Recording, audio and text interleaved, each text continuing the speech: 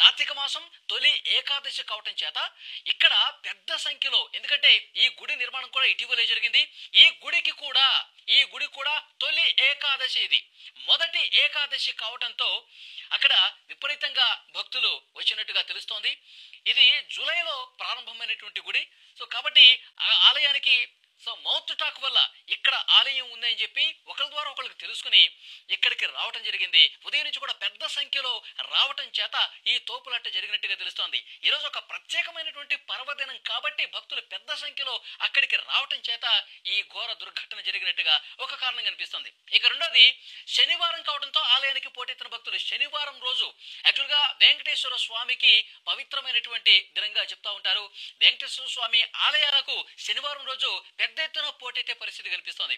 కాబట్టి ఈరోజు ఏకాదశి కావటం, శనివారం కావటంతో వెంకటేశ్వర స్వామిని దర్శించుకుంటే మనకి పుణ్యం వస్తుందని చెప్పి పెద్ద సంఖ్యలో అక్కడికి చేరుకున్నటువంటి పరిస్థితి ఉంది.